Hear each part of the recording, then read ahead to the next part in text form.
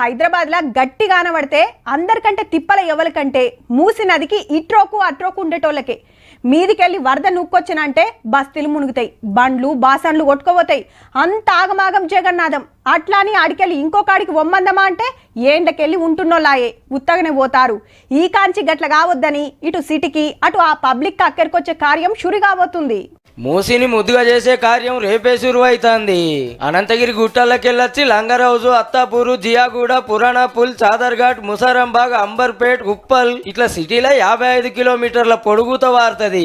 అయితే ఒడ్డు పొంట ఇట్రోకు అట్రోకు చాలా మట్టుకి ఇండ్లు కట్టుకున్నారు. ఇవన్నీ ఖాళీ చేపించే బరువు సుతా హైడ్రాకే ఇచ్చింది గవర్నమెంట్. అగో ఏళ్ళకెళ్ళి ఉంటున్నోళ్ళు ఎటు పోతారు ఏడుంటారు అంటారా? ఎవలకు తిప్పల కాకుండా డబుల్ బెడ్రూమ్లు ఇస్తాండ్రు. మలక్పేటలున్న ఇండ్లను మంత్రి పొన్నం సారు లోకల్ ఎమ్మెల్యే గారు ఆఫీసర్లు పోయి చూసిండ్రు. ఉంటున్నోళ్ళ సౌలతులు అరుచుకొని ఖాళీగున్న ఇస్తానికి ప్లాన్ చేసింది సర్కారు.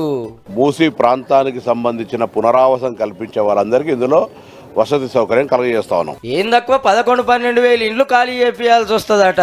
వాళ్ళందరి మంచి చెడ్డలు అరుచుకునే జిమ్మెదారి మాది అని మాట ఇచ్చిండు సీఎం సార్ సుత. మూసీ నాలలో ఉన్న శాశ్వత నివాసదారులు ఎవరైతే ఉన్నారో వాళ్ళందరికీ డబుల్ బెడ్రూమ్ ఇల్లు ఇచ్చే బాధ్యత ఈ రాష్ట్ర ప్రభుత్వం తీసుకుంటుంది. దాదాపుగా 11,000 మంది అక్కడ ఇల్లు ఉన్నాయి.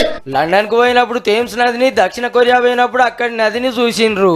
మనం మూసిన్ సుతట్ల మార్చి చుట్టూ షాపింగ్ మాల్స్ పెట్టించి బిజినెస్ సెంటర్ గా టూరిస్ట్ జాగాగా మార్చాలనేది మనోళ్ళ ఆపోచన. సెంటర్ వాళ్ళని సుతా కొంత సాయం చేయమని కోరుతాండ్రు. ఇప్పటికైతే గింతే పని నడుస్తుంటే తతిం మధ్య చెప్పుకుందాం.